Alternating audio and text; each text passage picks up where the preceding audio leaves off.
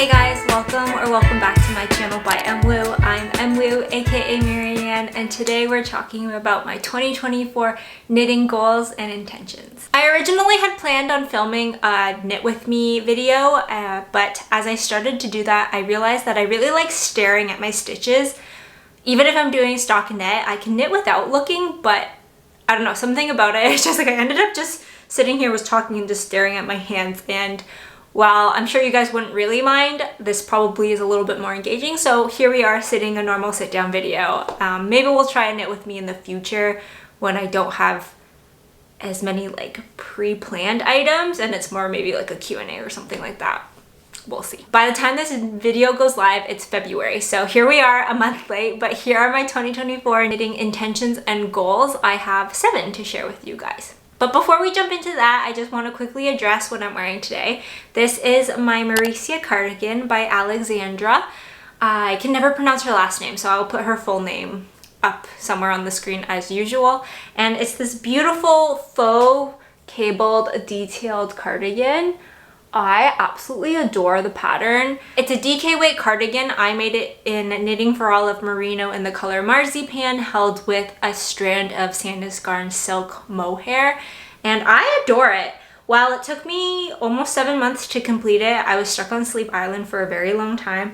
I love the final product and I cannot recommend it enough for someone looking for a textured cardigan without the need of doing actual cables, because the way she has you do it is very intuitive. You don't need a cable needle, you don't need to know the concept of cables, but it looks so intricate. It's so nice. You can go watch the podcast episodes if you want to watch my journey, because it was a long one, but needless to say, the end product was great. Alright, so moving into the intentions and goals, I have 7 for you. None of them are pattern specific. They're more so just things that are going to be guiding me for the next 11 months. Some of them are a little bit more goal oriented about like things that I would like to do. And then other ones are a little bit more just like intentional thoughts in terms of how I want to think about knitting for the next little bit. They're in no particular order, so we'll just jump right in. The first one is prioritizing my inventory. Whether or not you want to call it a stash, inventory, a pantry, I've heard people use that term, which is really interesting, kind of like the concept of you go to your kitchen pantry to pull items to make recipes, you kind of go to your yarn pantry to pull yarn to make a project. I don't personally use that one, but it's a very cool concept. I interchangeably use like inventory and stash, but it's probably no revolutionary concept. It's just trying to focus a little bit more on using what I already have instead of going out and buying it. I by no means am going on a yarn buying hiatus. I love buying yarn. It brings me so much joy. Just going to a yarn store is like, I get like so giddy. It's like a little candy shop for me. And so I'm not gonna stop that. But that being said, after knitting for about a year and a little bit, I've definitely accumulated my fair share of yarn, and I would like to use it so that it's not just sitting in my office. Albeit it's very pretty and it sits there and it looks great, but I want to make projects out of it. A lot of the yarn that I often buy with a project in mind, so it's just kind of a waste to not do that.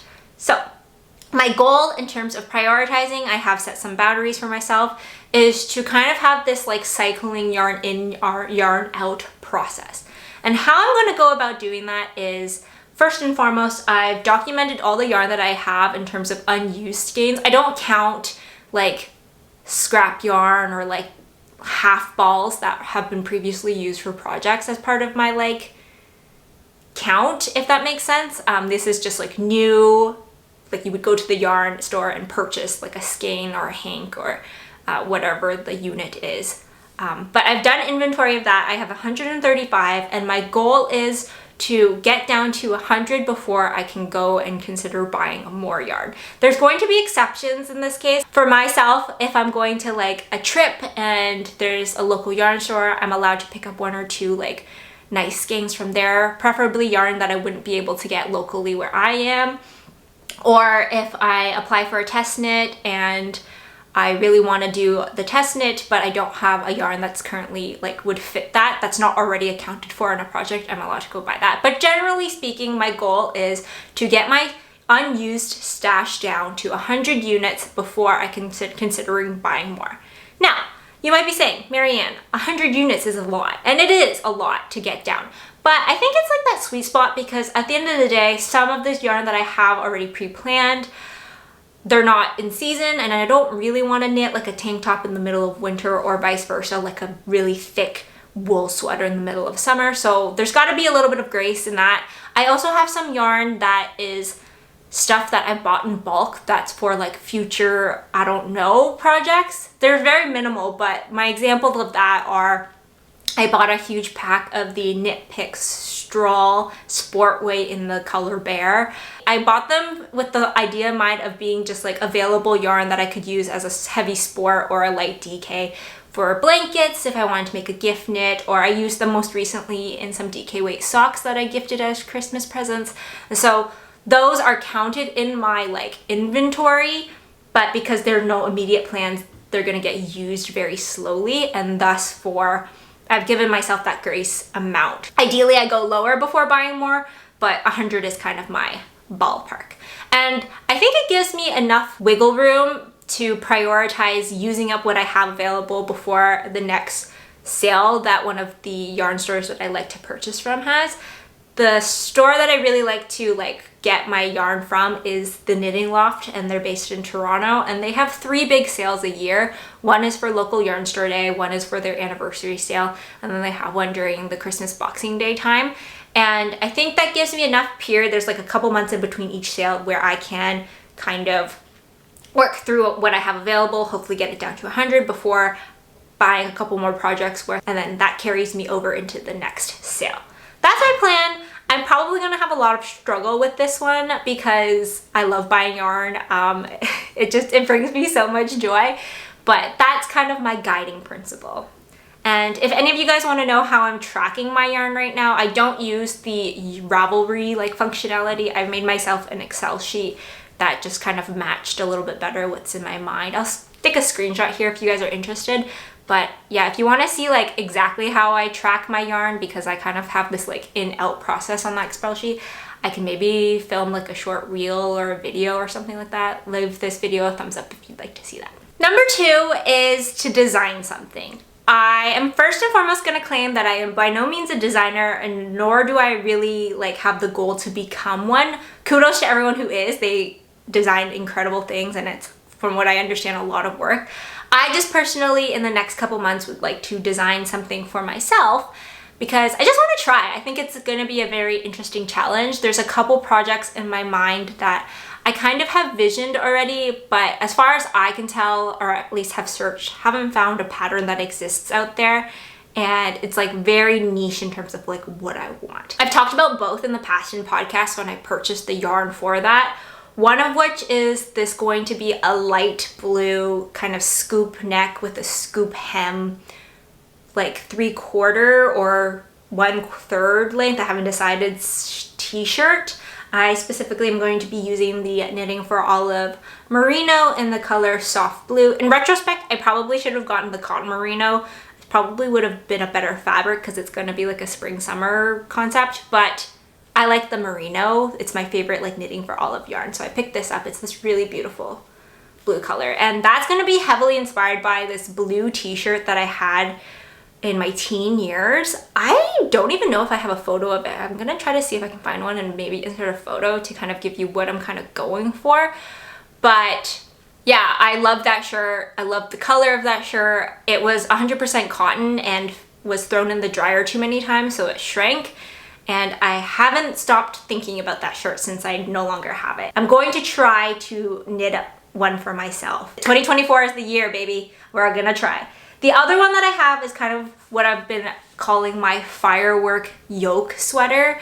And I'm going to be using this Sandnes Garn Double Sunday in the color 7281, which is this greeny blue. Made with Sandnes Garn Double Sunday in 1015. This is my go-to neutral, just an off-white. And the plan is to do a firework inspired yoke with this as the just main color of the sweater and the fireworks in the white. I am maybe gonna start with that first because I'm planning on using the Strange Brew by Tin Can Knits pattern to design that, and it probably would fit more seasonally right now given that it's winter. We will see, but yeah, I kind of just want to try my hand at designing something and see how that goes. It might be a complete flop. I think using the Tin Can Knits Strange Brew pattern will probably be a better starting point because I have like a base to go off of. But yeah, just want to try it, see how it works out, and be a little bit more challenged and have a little bit more thought put through, and maybe I'll catch the designer bug, I don't know. Number 3 kind of expands on that challenge of trying new things, and that is to try a new knitting technique. I've been very safe in terms of my historic knitting, in terms of doing a lot of stockinette or like purl knitting, slip stitches patterns.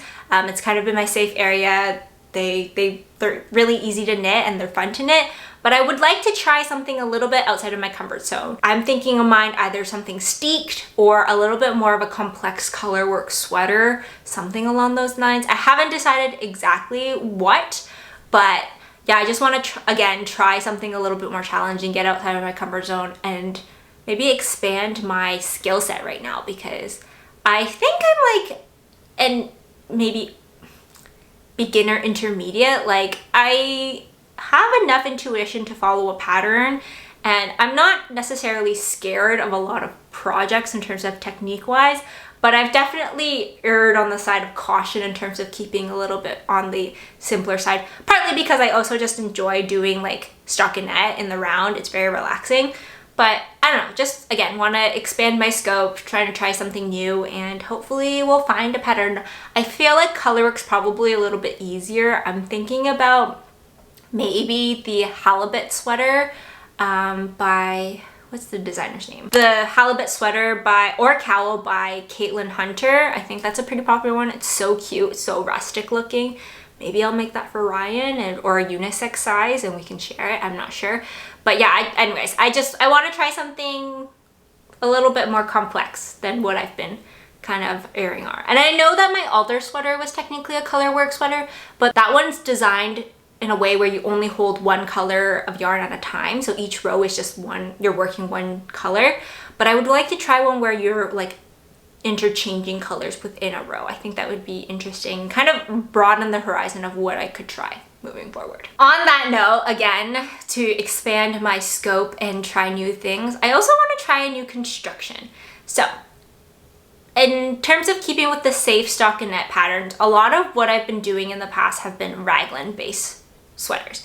I've slowly started working my way towards like drop shoulder or saddle shoulders. I've been trying a couple of new of those ones, which, oh, by the way, I think in the past podcast I mentioned that the Eva cardigan was a saddle shoulder. I don't think that's true. I think it's just drop shoulder. I think saddle shoulder is when the like seam is on the shoulder, which I don't think the Eva is. I'm not really good with defining like construction names, but regardless, I would like to try something maybe bottom up, maybe toe up. I've only ever done cuff down socks, so trying those ones that are like a totally different like style of construction. And the reason why I want to do this is because I've never done them, so I don't actually know if I would dislike or enjoy the process. And going based off what I learned in 2023 or my first year of knitting, I can link that video above. I talked about how you need to try new things to figure out what you like or you don't like.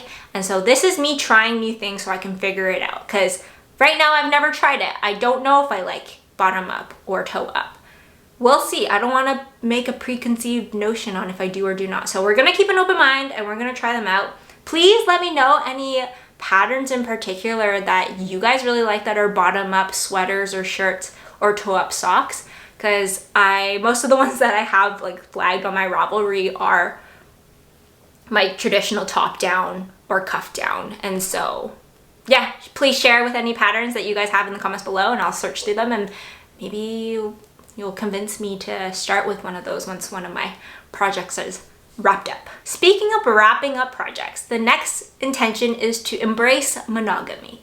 Now, I recognize I've been historically very bad at this, and that track record, it continues. As of right now of filming, I have 7 work in progresses, one of which has been on hold for quite some time. It's a pair of socks. Another one is my Arctic Lights. I have 3 test knits going on right now, and then the Eva cardigan, is that 6? I felt like I had 7, maybe 6. Anyways, that is far from monogamy. However, I want to embrace the concept of monogamy. I'm not necessarily saying I'm only going to be a one project person moving forward, but I think I would like to focus my attention on knitting on one project at a given time. I do find that sometimes when I sit down, I kind of like, oh, I need to work on that. Oh, I need to work on that. Oh, I need to work on that. And then instead of just enjoying what I'm working on that moment, I'm just like, mind is wandering and thinking about what other projects that I have going on. So in order to kind of combat that and enjoy the process a little bit more, my goal is to embrace the concept of monogamy for a given time period, whether that's the hour that I'm working on that one project, the day that I'm going to be working on that one project, the week, etc. I don't think I would ever become a one project only person.